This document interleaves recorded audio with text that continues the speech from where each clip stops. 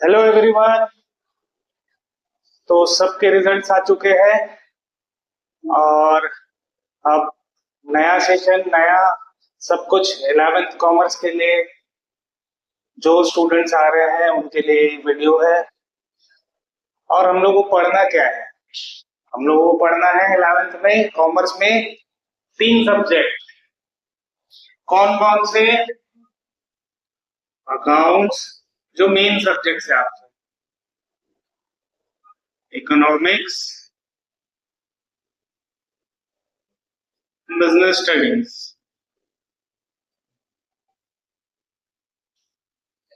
Economics के साथ statistics भी है।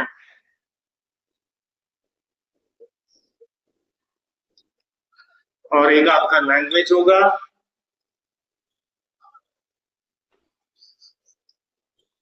और एक आपका मैथ्स होगा। ठीक है। So welcome to the world of commerce. आज हम लोग चालू कर रहे हैं अकाउंट्स का सिर्फ इंट्रो। ये है क्या? तो कुछ लोगों ने पढ़ा होगा थोड़ा बहुत बुक से, है ना? हम लोग ऐसे पढ़ते हैं जैसे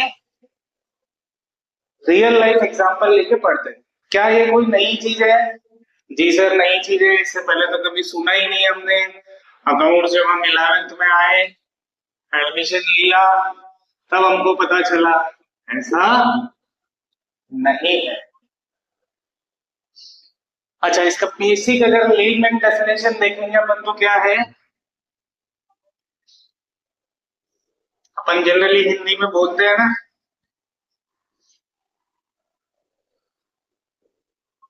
हिसाब किताब। इतना तो समझ रहा हूँ कि हिसाब किताब से रिलेटेड है, तो यही है हिसाब इन द किताब। यही है अकाउंट्स।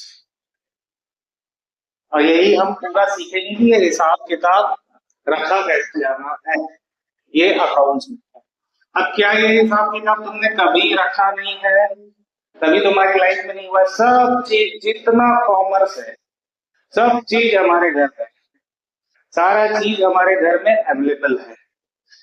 अभी सपोज तुम लोग कभी पिकनिक किए होगे, तुम्हारे क्लास में 10 लोग होंगे, 10 पर्सन्स। सबने कंट्रीब्यूट किया होगा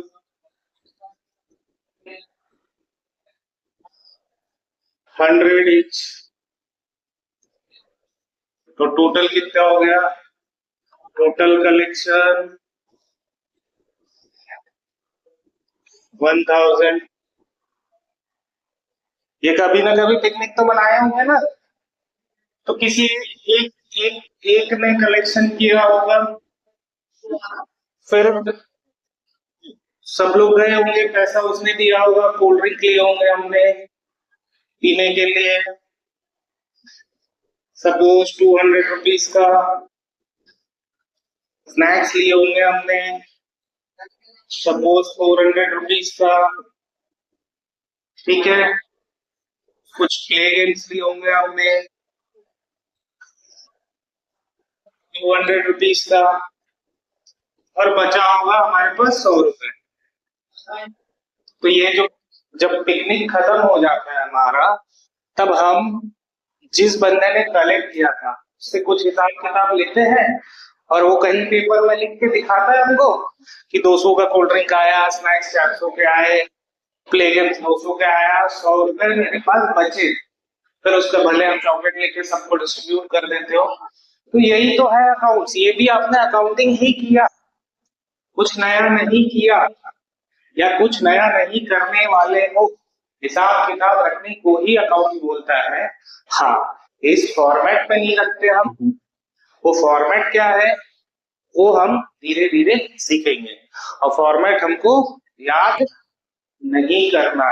अकाउंट्स में हम कुछ भी चीज याद नहीं करेंगे, सब चीज समझ के बनाएंगे।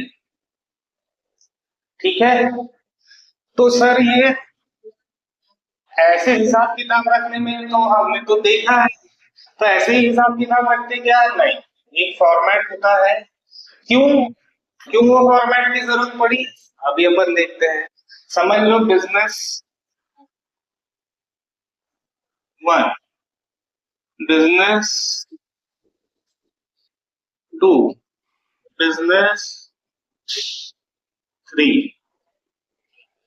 ये तीनों लोग बिजनेस कर रहे हैं, और कौन बेहतर बिजनेस कर रहा है ये हमको देखना है।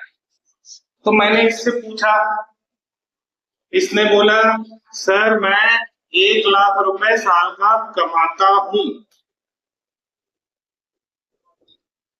ठीक है, इसने बोला सर ये रुको 1 मिनट, मेरे पास एक पेपर है उसमें पूरा हिसाब किताब लिखा हुआ है, और उसने कुछ प्लस माइनस किए और मेरे को बोला मैं 50,000, एक मैं भी 1 लाख रुपए कमाता हूँ। इसने मेरे को लैपटॉप पे दिखाया कि मैंने कितने का चीज खरीदा, कितने में बेचा, और इसके पास भी 1 लाख रुपए बचे, तो तीनों ही 1 लाख कमा रहे हैं। इसने मुंह से बता दिया, इसने पेपर में दिखा दिया, इसने लैपटॉप में दिखा दिया। अब मैं ये कैसे जानूंगा कि कौन सही है कौन गलत है, किसका सही हिसाब किताब रखने का तरीका है? जैसे कि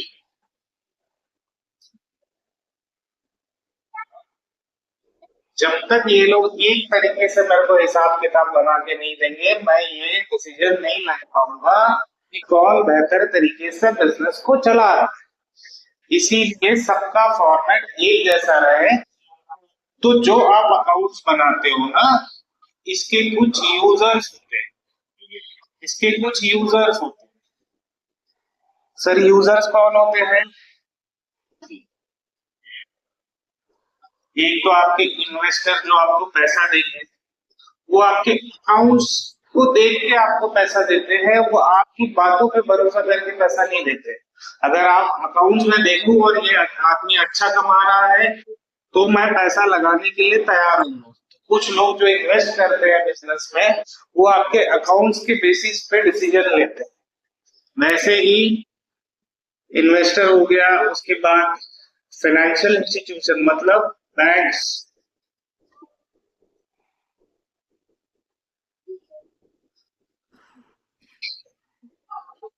बैंक्स आपको लोन देती है। तो ये लोन देने के लिए इसको पता रहना चाहिए ना कि अभी जैसे अपन एग्जांपल लेते कि बिजनेस वन अच्छा है, बिजनेस वन वाला आदमी अच्छा है जो रीपे कर देगा, या बिजनेस टू वाला आदमी अच्छा है, या बिजनेस थ्री वाला आदमी अच्छा है। वो कैसे देखेगा? वो बुक्स ऑफ अकाउंट्स आपके जो है, जो हिसाब किताब है, एक प्रिस्क्राइब फॉर्मेट में रहेगा, तब वो डिसीजन मेकिंग कर पाएगा।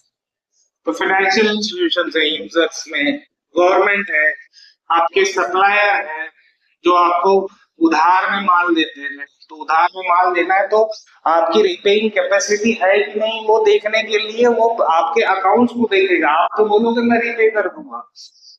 तो इसीलिए एक प्रिस्क्राइब फॉर्मेट में हम हिसाब किताब बनाते हैं, उसी को बोला जाता है अकाउंटिंग।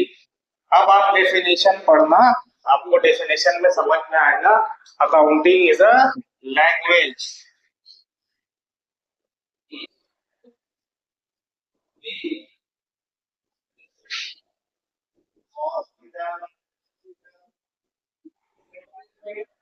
मतलब बिजनेस की भाषा ये होता है, भाषा बनता है जिससे हमको समझ में आता है कि बिजनेस में प्रॉफिट हुआ है, लॉस हुआ है, क्या क्या हुआ है बिजनेस में, ये इस भाषा में पढ़ा जाता है। और इसी को करना हमको सीखना है।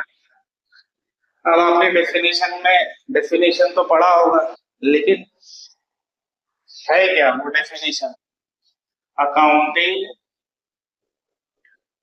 इज अ प्रोसेस, ये एक प्रोसेस है for identifying,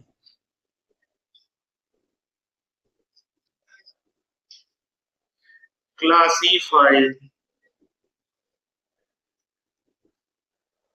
measuring,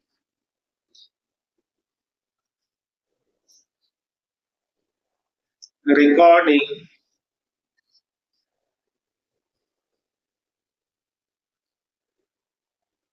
summarizing,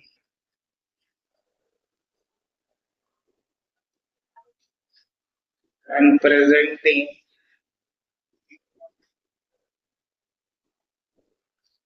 useful information to users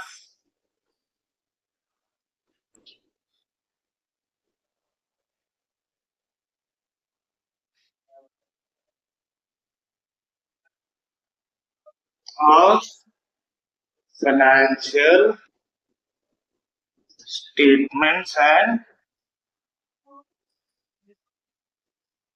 records.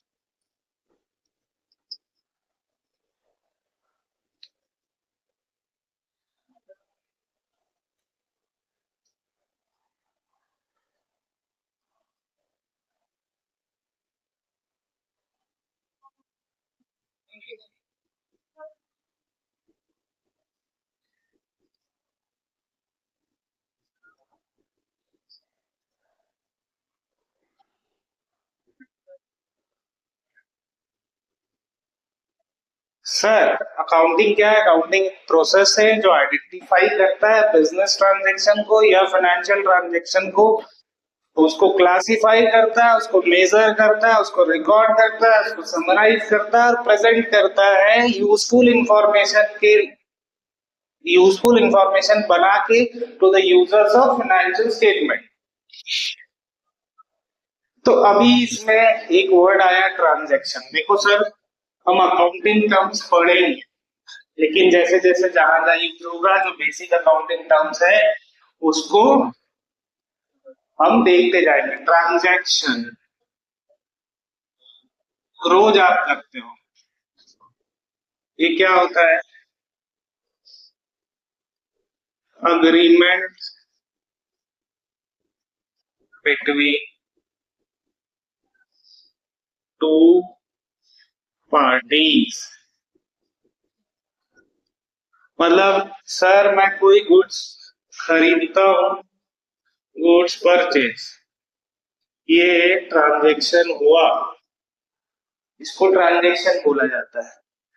मैंने पेमेंट किया,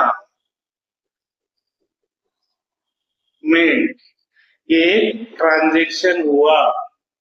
बहुत तरीके के ट्रांजैक्शन होते हैं। हम अकाउंट्स में सिर्फ फाइनेंशियल ट्रांजैक्शन की बातें करते हैं। तो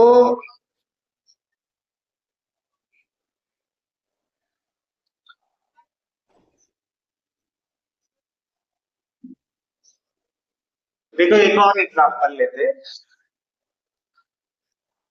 जैसे होता है ना, घर में हमें डांटते कि पढ़ाई नहीं करते हो, पढ़ाई नहीं करते हो, पढ़ाई नहीं करते हो, तो आप अपने जिसमें आपने बहुत सारा कुछ लिखा हुआ रहता है वो ले जाकर तो रख देते हो, देखो मैंने इतनी पढ़ाई की। घर वाले क्या बोलते हैं? वो तो रिजल्ट बताएगा, क्योंकि रिजल्ट देख के हम डिसीजन लेंगे कि तुमने पढ़ाई किया था या नहीं किया था। तो जो एंड रिजल्ट है ना, एंड रिजल्ट, आपका जो रिजल्ट है रिपोर्ट कार्ड, इसके यूजर कौन है? घर वाले। और वो इसको देख के डिसीजन लेते हैं कि आपका परफॉर्मेंस कैसा रहा, आपने पढ़ाई किया थी। वैसे ही फाइनेंशियल स्टेटमेंट बनता है,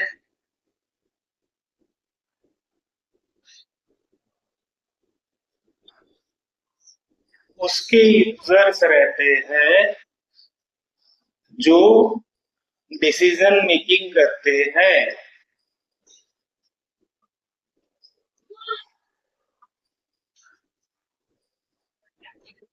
तो ये डिसीजन जैसे एंड रिजल्ट आपका आया, घर वालों ने समझ गया आपने अच्छी पढ़ाई की थी या नहीं की थी, वैसे ही फाइनेंशियल स्टेटमेंट से यूजर्स को डिसीजन मेकिंग। अब यूजर्स कौन है हमने देखा, बैंक यूजर रहते, तो इसीलिए स्क्रिप्ट फॉर्मेट में चाहिए रहता है।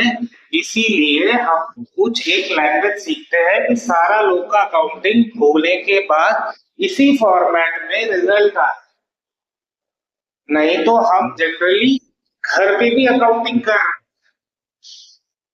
अब मैं अगर समझ लो तुम लोग घर में हिसाब किताब रखते हो, महीने का क्या खर्चा हुआ क्या नहीं हुआ। अब सपोज हाउस नंबर 1,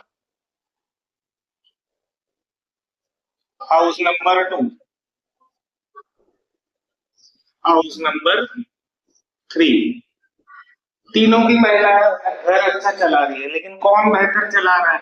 तो ये कुछ तरीके से हिसाब रखती है, अपने मुंह जबानी याद रखती है, ये कहीं डायरी में लिख के मेंटेन करती, ये ये थोड़ी हाईटेक है, ये फोन पे ही लिखती है ऐप यूज करके। तो ऐप यूज करके जब लिखती है तो मैं कैसे बोलूंगा कि इन तीनों में से कौन बेहतर कर रहा है?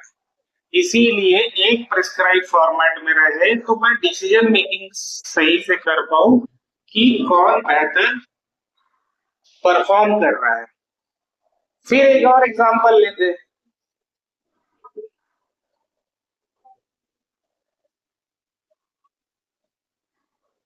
सपोज एक कुकिंग कंपटीशन है।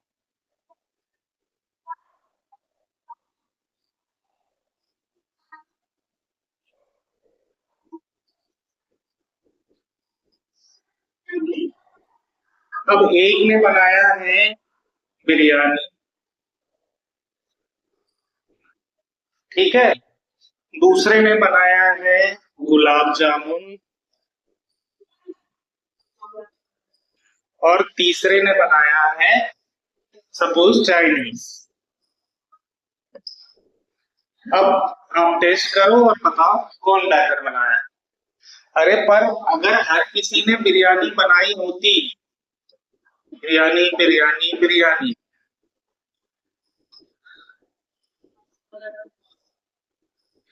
तो मैं बता सकता था कि तीनों बिरयानी में कौन सी अच्छी बिरयानी बनी। इसीलिए जो हिसाब किताब हम घर में रखते हैं वो भी अकाउंटिंग है, बट वो यूजफुल इंफॉर्मेशन हमको नहीं देता है डिसीजन मेकिंग के लिए। और डिसीजन मेकिंग के लिए यूजफुल इंफॉर्मेशन चाहिए, वो इस तरीके से आएगा जो लैंग्वेज हम अभी आगे सीखेंगे कि कैसे अकाउंटिंग होगी। तो सबका जो लास्ट एंड रिजल्ट आएगा वो एक ही फॉर्मेट में आएगा, और उससे डिसीजन मेकिंग प्रोसेस इजी हो जाएगा। इतना ही अकाउंटिंग है। तो वो बोलता है कि अकाउंटिंग का जो डेफिनेशन है वो बोलता है आइडेंटिफाई करो पहले, आइडेंटिफाई फाइनेंशियल ट्रांजैक्शन। अब समझ लो हमने एक बिजनेस स्टार्ट किया, ये घर में अपने एक बिजनेस स्टार्ट किया, ठीक है। अब ये इसने इस घर में गुड्स परचेज हुए, गुड्स परचेज हुए, ये एक फाइनेंशियल ट्रांजेक्शन है। यस है, इसमें मनी इन्वॉल्व है, ठीक है। लेकिन इसमें जो स्टाफ है वो लेट आया। क्या ये फाइनेंशियल ट्रांजेक्शन है? इसका कोई फाइनेंशियल एस्पेक्ट है? इसमें कोई मनी इन्वॉल्व है? नहीं है। तो इसका रिकॉर्डिंग नहीं होगा, इसको हम रिकॉर्ड नहीं करेंगे फाइनेंशियल बुक्स में। वो कहीं हम लिखते होंगे, भले रजिस्टर लिख देंगे कि भैया इसको सैलरी देने के टाइम में इसको काटना है पैसा क्योंकि ये लेट आया था, बट अकाउंट्स की बुक्स में ये नहीं आएगा। अकाउंट्स की बुक में हमको सिर्फ इतने सारे ट्रांजेक्शन हो रहे हैं, पूरे दिन में होते हैं, पूरे साल भर होते हैं, उसमें से सिर्फ फाइनेंशियल ट्रांजेक्शन को आइडेंटिफाई करना है। फिर कुछ क्लासिफिकेशन होंगे, क्लासिफिकेशन हम सीखेंगे, क्लासिफिकेशन हम सीखेंगे, क्लासिफाई करना है, फिर मेजर करना है कितने का है, ठीक है। फिर हम रिकॉर्डिंग करेंगे, रिकॉर्डिंग करने का तरीका भी हम सीखेंगे, और समराइजिंग करेंगे वो भी हम सीखेंगे, और प्रेजेंट करेंगे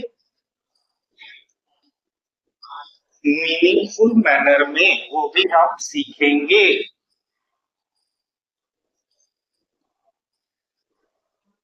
और यही तक आपका पूरा जो ये है इसके डेफिनेशन में चीजें हैं उतनी ही चीज आपके पूरे 11th के कोर्स में है। ठीक है, तो थोड़ी सी क्लैरिटी आप लोगों को अकाउंटिंग से रिलेटेड आई होगी। आज अपन सिर्फ इंट्रो पढ़े, आगे इसके टर्म्स पढ़ेंगे और धीरे धीरे बढ़ते जाएंगे। सो होप सो आपको वीडियो अच्छा लगा, और अगर आपको वीडियो अच्छा लगा और आप हमसे पढ़ना चाहते हैं तो आप लर्निंग क्लासेस में आ सकते हैं, जो कि माउंट कार्मल स्कूल के बाजू में है, सोनारी एरिया।